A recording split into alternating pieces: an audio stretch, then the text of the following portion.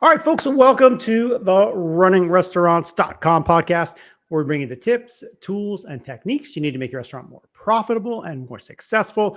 I'm your host, Jaime Oikle. Today, I've got a great episode for you. Got returning guest David Friedman, CEO of CultureWise, also the author of Culture by Design, which I'm sure we'll talk about, and I believe the book Fundamentally Different.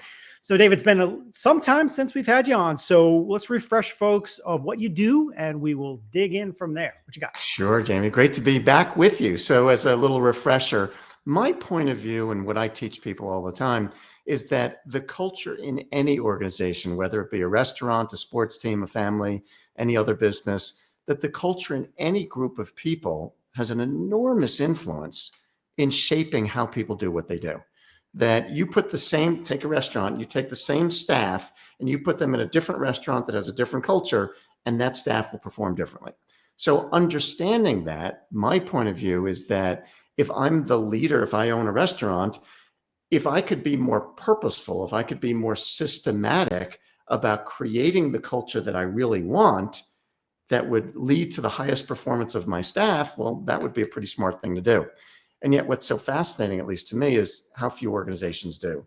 That most, and this, whether it's a restaurant or any other kind of organization, most leaders allow their culture to happen by accident instead of purposely creating the culture they want. And I teach people how to do that. I'm glad you brought that up right away, because let's go to it. I was curious about the culture forming process. Does it happen organically? Really what you're saying is it should happen by design is what I'm hearing. So It should. And I think a lot of times it's not purposeful. So something just Yes. happens in the background and that becomes the culture. Yes. How can we think about it systematically? Yeah. Well, let me go back to your first part of that question, James, because I think it's really important. If we're not systematic about, so let's talk about what happens if we're not systematic, if it happens organically. Here's my experience, and I suspect most of your audience this would resonate with them as well, that in any group of people, cultures form. That you put humans together, there's going to be a culture. Even a group of friends of yours has a culture. Think about a group of guys or women, if you're in the audience here, who maybe you're in a church group with, or you play golf with, or you go fishing with. There's a culture in that group, an unwritten set of rules about how these people get together and do the things that they do. And my experience, and see if this matches your own, is that in every group of people, there are leaders who emerge. There's always somebody who kind of sets the tone. You know, they're the ones that we're getting ready to go out to dinner tonight, and somebody says, where do you guys want to meet? Somebody's going to step up and say, I got it. How about we go to Abby's Bar and Grill at 6:30? Does that work for everybody? Mm-hmm. Who said Abby's Bar and Grill at 6:30? It was the leader. And these leaders tend to have more influence over the norms that get established for how that group operates than anybody else. And the reason that I point this out is that I would tell you that in my experience, absent an intentional force on the part of the leader, go back to my comment earlier, if you're not as a leader purposely creating your culture, the exact same thing goes on in your company, that the culture ends up getting mostly influenced or driven by the strongest personalities in the organization. And those strongest personalities are not necessarily the designated managers, supervisors, and leaders. They're just people with strong personalities. And if those people happen to be really positive, enthusiastic, hardworking, quality-oriented kind of people, hey, this will be great. Life's going to be good. But what if they're not? What if some of the stronger personalities happen to be cynical jerks with lousy attitudes? And we've all had jerks in our organizations before. Those jerks will influence the people around them to be more like them. And the reason that I try to point this out for people is if we understand the impact that the culture is going to have on every aspect of the performance of the organization, restaurant or any other organization, why would I leave that to the whims of the strongest personalities? It's too important for us to take control over that and make the culture be what we want it to be. And that's why this is so important. Yeah. Question for you. Let's go to the restaurant environment. Exactly. Because that's where we are. And so restaurateurs wear a lot of hats. They have not necessarily a corporate background or business background. Some come from food and some come from the dishwasher side and maybe didn't have a lot of strategic training. What are some tips for restaurant operators to be a leader, to imbibe some of these values into their leadership thing, and have meetings? What are some tactics that they can integrate easily into their restaurant? Maybe it's a 5-minute meeting twice a week. Maybe it's you shutting down the restaurant on a Monday twice a year and doing stuff. What are some fun ways? Yeah, that's a good question, Jamie. So first thing I would say is if you're a restaurateur and you don't have a strong business background, it doesn't matter. It's not about having a strong business background. So let go of any angst about, well, I'm not schooled in any of that kind of stuff. My background, I was a philosophy major in school. And I used to say that when I ran my first business, the fact that I had no formal business training and no experience working anywhere other than my own company was one of the biggest advantages I had. And what I meant by that is it allowed me the flexibility and the freedom to do just stuff that made sense to me because I wasn't saddled with these previous notions of how you're supposed to do it in businesses. So first thing I would say, and I'll get more specific, but the first thing I would say is if you're a restaurateur and you're worried about, I kind of feel a little bit, what's the word I want? I feel a little bit incapable, or I feel unsure of my ability as a leader. Forget all that stuff. Just be you. That the stuff that it takes to lead a group of people is not some rocket science. It's just basic human dynamics. If you care about your people and you show them you care and you do the things that demonstrate that, and I'll give you some suggestions, you start to create a great group of human beings. So think of it as, forget business. If you were leading a sports team, you had a little league team, and you're the coach of the little league team, there's certain things you would do to show the team members that you care about them, that they matter, that you teach them certain ways of operating that would help our team to be more successful. And you don't have to have some fancy business degree to do that. So I would make this less complicated than some people might want to make it, and say, being a leader is mostly about having a vision of what we're trying to build and teaching people how to get there and coaching them along the way about the things that will lead to success. That's all leadership. So forget the fancy stuff. Keep doing the wrong button there. I want to go back. You said you had some suggestions about how to show that you're caring, and some folks need some prodding along those lines. Like, what are some ideas you share with clients to say, hey guys, do this. This will show people that you care about them, that you want them to be in your restaurant, that you want them to grow, that you like them as people. What do you think? Yeah, I would say one of the biggest mistakes that leaders make, and I was guilty of this early in my career, is thinking that, if you just hire good people, they'll do really good work and you don't have to tell them anything, right? Aren't they just going to on their own do the things you want? And I realized early on, it's not that simple. That one, you have to teach people what you want, and then you have to give them encouragement and acknowledgement and appreciation to show them that, you appreciate that. So how do you do that? So I'll come back to how do you define what you want, because it's an important part of driving success as a leader and in driving a culture. But let me just start with the appreciation part of that.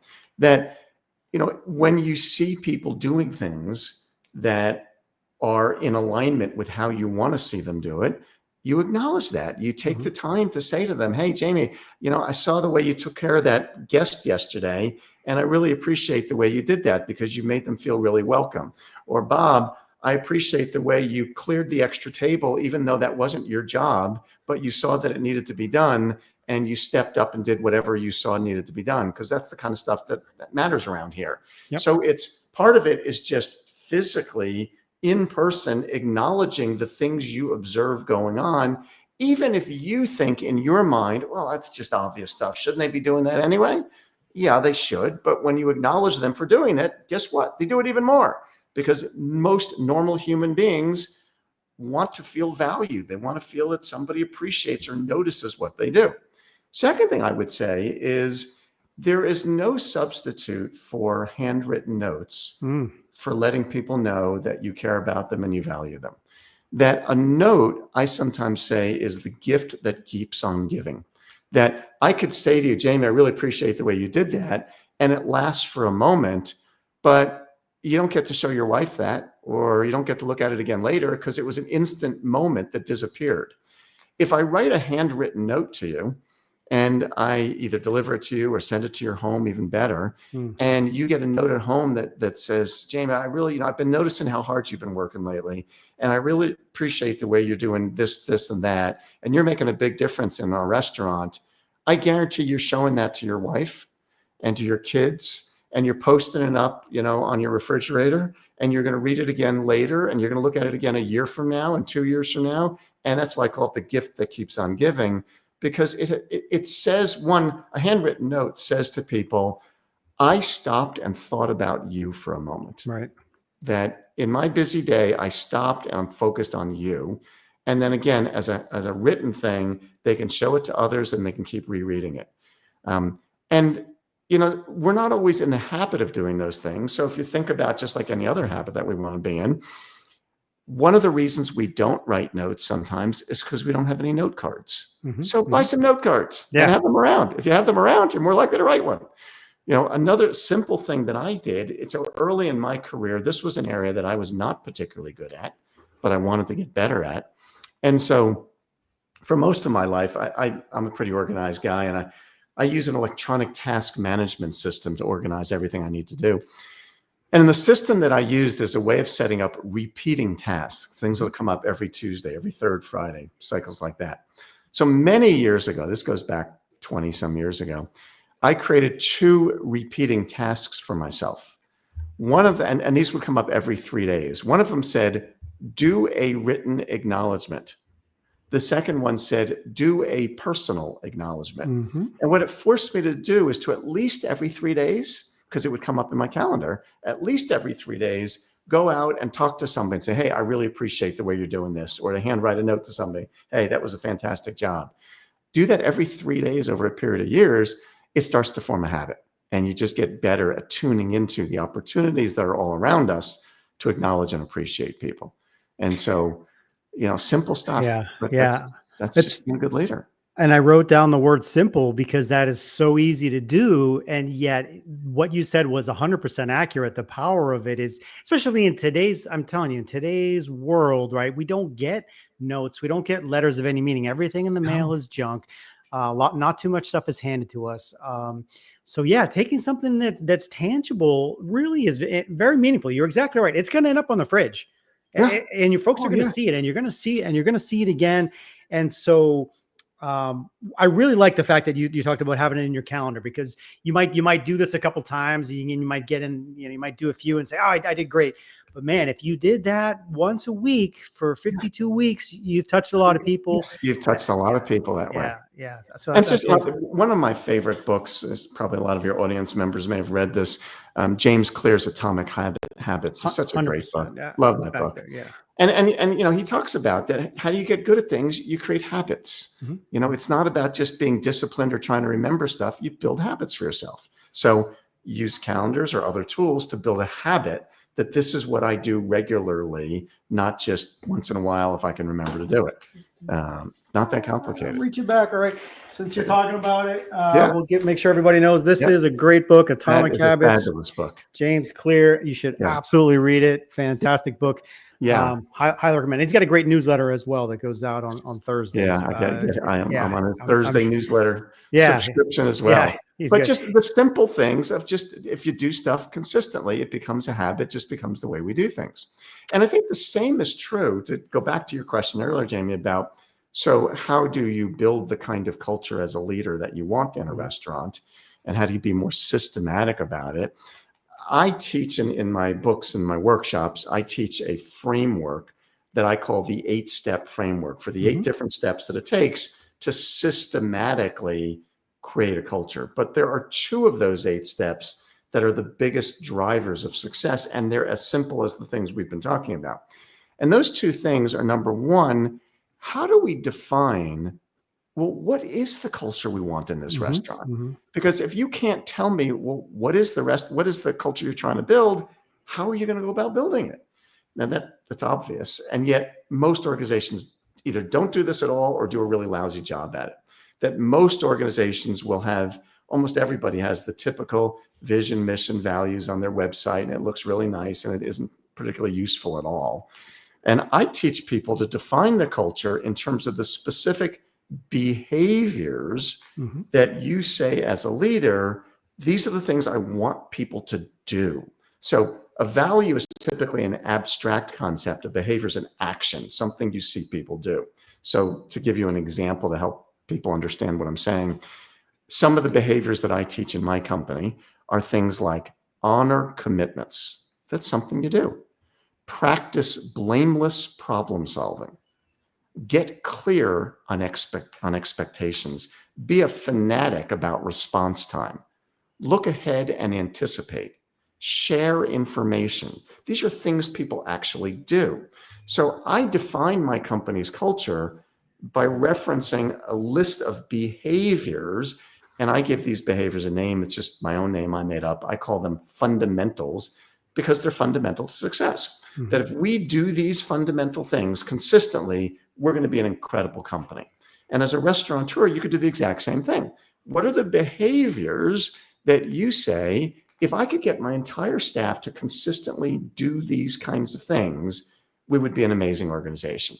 And go back to my comment earlier that I said that, so often we just assume that if I hire good people, they'll magically do all the right stuff, which is such a ridiculously naive notion that you have to teach them. You have to explain, this is the way we want to do things. And if you don't teach them, they're not going to do it. So the first step in really building a high-performing organization, high-performing culture, is to define with a lot more clarity, what are the behaviors? What are the things that you say as a leader, I know if I could get everybody in my restaurant to do these kinds of things consistently, we would just be so much better than every other restaurant in the area. And we got to define those. Then what we have to do is we have to teach those things. And we can teach them in a systematic way by using, I call them rituals, that what we do and what I would suggest in a restaurant you do is you could take one of those behaviors each week and you could focus on it all week long through a series of rituals. So this week, all week long, we focus on the first one, and next week we focus on the second one, the next one, the third one. And if we do that over and over and over and over again, those behaviors start to become internalized. So you mentioned before, Jamie, that many restaurants will have some kind of a daily huddle or something at the beginning of a shift. Is a pretty typical thing. So you could take your daily huddle in each of your areas of the restaurant, and this week, every day when you start your huddle, you spend 3 minutes talking about this week's behavior, or fundamentals, I call it. And if you did that all week long this week, that would give you a lot of chances. That doesn't take any extra time because you're just leveraging the huddle you already have. So just take no new time, just take the huddle you already have, add 3 minutes in it, and talk about this week's behavior. And if you did that all week this week, you'd have a lot of chances to teach. And next week, number 2, and the next week 3. If you did that over and over again, you're now teaching these behaviors with consistency. It's not that complicated. No, I love it. I love it. I love it. Absolutely use that time and bring it in. You don't, exactly. You don't have to break this out and have a 2-hour meeting to get culture started or to re-energize it. You could start with 3-minute sessions daily. So what would you say, and this may go in a couple of directions, either, what are misconceptions about culture, or what are some red flags that culture is heading down the wrong path? What do you think? So I would say there's 2 different questions. The misconceptions, I would say, is people think of culture as a squishy, soft kind of, well, it's just kind of, it's the feeling you get around here, versus seeing it as a hardcore business process. And to me, it's a business process like sales, operations, finance, marketing, or any other business process. And so as long as we call it all this whiffy feeling kind of stuff, it's hard to know what to do about it. As soon as we see culture really is just the behaviors of how people do things around here, as soon as we see culture through a behavior lens, we can do something about that. I mean, people have been teaching and coaching behavior change for literally thousands of years. This isn't some new concept. So as soon as you see culture as behavior, we now can do something instead of seeing it as a whiffy, squishy, amorphous, nebulous kind of thing. I would say, with regard to your question, Jamie, about what would you red say? flags, red flags that things are heading in the wrong direction. Oh, the biggest red flags would be disengagement. When you see people that look like they don't care, When you see, well, certainly if you see absenteeism, people aren't showing up. Well, why are they not showing up? Because they don't care, they don't feel appreciated, they don't feel recognized, they don't feel a sense of connection to what we're trying to do in this restaurant. I mean, if I were comparing two restaurants and one of them, you walk in and people seem excited and they're happy and they're greeting people in a friendly way, and they feel like they seem like they are genuinely welcoming me and wanting me to have a good experience, there's probably a lot of good stuff happening in their culture.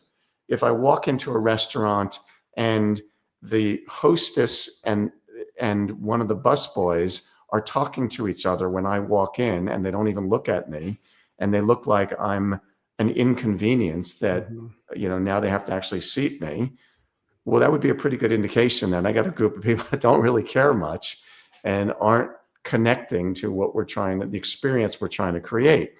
And again, the mistake people think is, if I just hire good people, they'll just magically do all the right stuff. We have to teach them these things.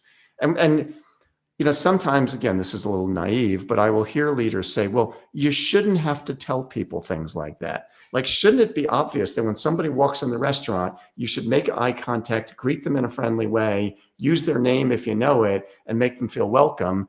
Well, that would be pretty obvious, but it isn't obvious to everybody. And if you don't teach people, this is what we do here, then you're just hoping that you happen to get lucky and find the right people. So to me, driving a culture is about teaching. It's defining what you want to teach, and it's teaching consistently. When I see the red flags I see are when people look, again, disengaged, uninterested, unwelcoming. They're not going the extra mile to do the little things that would make a difference. Those would be indications that I got the wrong culture here. And if I got the wrong culture, it's my fault as a leader. It's not the people's fault. It's my fault. That's right. Let's go to that piece where you talked about people, right? And finding people. What about hiring and onboarding? It's a really critical time, that first day, that first week, to ingratiate people into the operation and get them started in such a positive way. And it's a big missed opportunity for a lot of folks. How do you talk about that piece? Yeah, I think it's so critical, Jamie. And you're right. It's a missed opportunity by so many. It's so hard to find people today, that often we just feel so thankful that we got one on the hook. They're starting tomorrow. Great. And so we're just glad we got one that we don't even want to think about the rest. Or so often we're in such a hurry because we're short-staffed and we finally found somebody who could play that role, that we just want to get them to work as quickly as we can. And we don't spend the time to, there's a word I use, integrate them into the organization. And so integration is the word that I use for what some organizations call orientation, or some call it onboarding. It's how we bring in those new people and get them started. And you're right, those early days have an outsized influence on their impression. That I come in, I get hired by a restaurant, and I come in, I'm in my first couple of days. That first day or two or three is more important than any other day in my career there, because this is where I'm picking up the messages about how we do things around here and what's important around here. And God forbid if you as a leader don't purposely teach and integrate people into what you want to teach them. Remember my comments about the strongest personalities. What's going to happen is I come into that restaurant and I'm going to quickly figure out who the stronger personalities are. It's that waiter over there who seems like a jerk, but everybody kind of kowtows to him. And he says, don't listen to Jamie. This is how we really do things around here. And I want to fit in. So I guess that's how you do it here. And I'll follow the lead of whoever the strongest personalities are.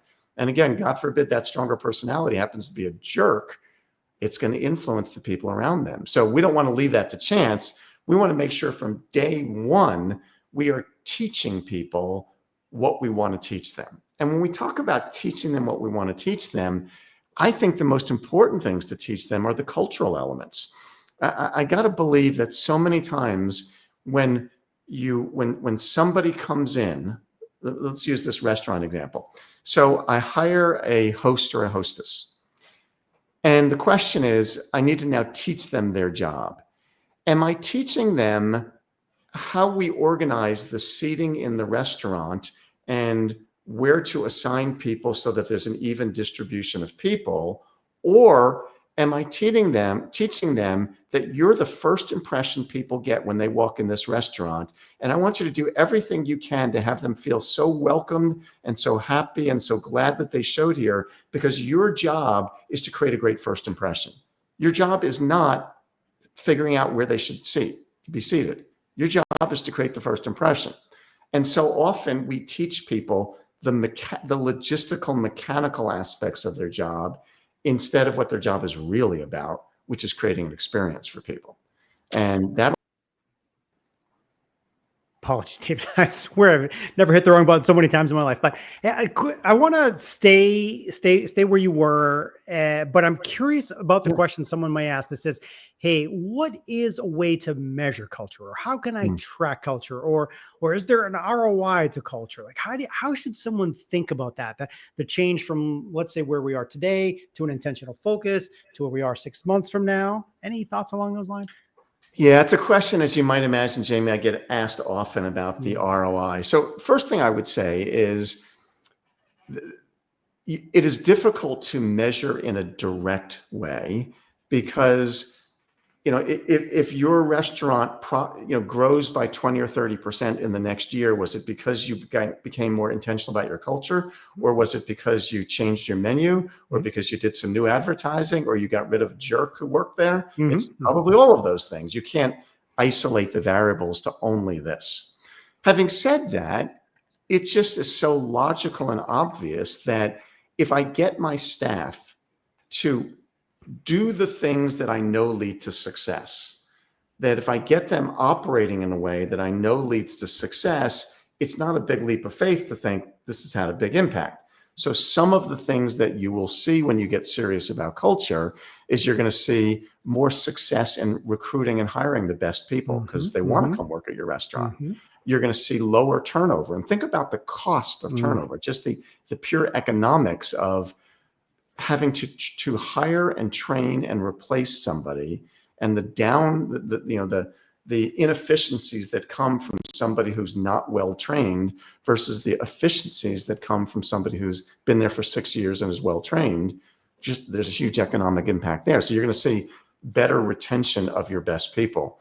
You're going to see more referrals to the restaurant, because people are going to have a great experience because of the way your people are treating people. You're going to see more upselling of menu items, because you're teaching them the kinds of experience and the kinds of things to do. And so you're going to end up, generating greater revenue. I mean, all those things will end up happening. You'll have better customer service, and so more references. You'll have more 5-star reviews, because your culture, is different, and your culture is driven by your people. So all of those things will happen. Yeah. The fact that you can't put a specific number on it doesn't mean those things aren't happening. There's a quote that I read many years ago about measuring, and it's one of my favorite quotes. It was attributable to Albert Einstein. I don't know if he really said it or not, but the quote is, he said that not everything that counts can be counted, and not everything that can be counted counts. And I think there's a lot of wisdom to that you'll hear people that, well, if you can't measure, it's not real. Come on, give me a break. There's lots of things that are very real, and I can't fix a number on it. And that doesn't mean it's not really important. So I have a general bias to wanting to measure things where we can, but I don't have an obsession that, hey, if you can't put a number on it, it's not real. We know this stuff has impact. It is. And the stuff you highlighted is so big, especially in the restaurant industry: turnover, recruiting, all those things are such a big piece. We talked about Atomic Habits. Any other books you love you want to share? Any other recommendations?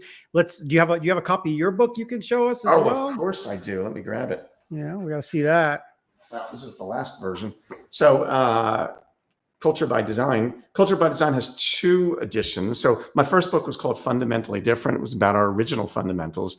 People get a lot of value from that. Culture by Design is really the how-to manual. I wrote that book as, this is how you do it. And there's both a first and a second edition. The second edition is the one that I added to that information about virtual workforces, which is less relevant in restaurants. But the second edition has everything that's in the first plus more.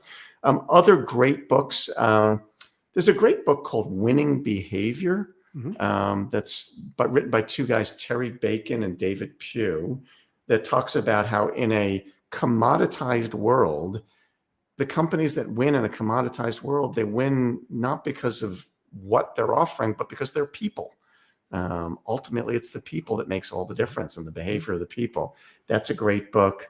There's so many of them. Atomic Habits is just one of my very favorites. Did you or have you read the Netflix book written by the Netflix guy? I haven't. I mean, I've read their stuff online, but I haven't read the book. I can't find it. I can't see it right there. No rule. Oh yeah, no. Yeah, So the no rules or something Yeah, like no that. rules. I mean, not necessarily, not maybe in the wheelhouse of restaurants, but just the way they opened up their culture to be dramatically transparent. Had a lot of lessons I felt in that one. And so if you haven't read that one, I definitely good recommendation for you, David, and other readers. That's a good book. Podcast, share your podcast. I see you do it regularly. I see you on social quite a bit. Talk about that. Yeah. So my podcast is called Culture Architects, and we call it that because we interview people who have been purposeful and systematic about architecting or creating the culture they want instead of leaving it to chance. So wherever you get podcasts, if you go to Culture Architects, you can hear my podcast there. My website is culturewise.com, so you can learn a lot more about what we do there. And again, my books are in all forms, audio, if you like listening to books on Audible, you can get them there, or on Amazon in any other form too. The website's great. It has a lot of information. I saw you do speaking. You guys obviously do consulting. Yeah, and I've done over services 1,000 workshops on this material. So yes. Yeah. Oh, that's amazing. All right, folks, a lot of great stuff today. David, that was really good. Good run through. David Friedman of CultureWise. You can find them at culturewise.com. And on there, there's all the socials that they have, as well as a link to the books and David's personal site and some other stuff. For more great restaurant marketing, service people, and tech tips, stay tuned to us here at runningrestaurants.com. In the meantime, if you could do us a big favor, like the episode, share it where you are, comment on it, please. All that stuff is very helpful. Give it a rate, a review. We will see you next time. Thanks, David. My pleasure. Great to be with you.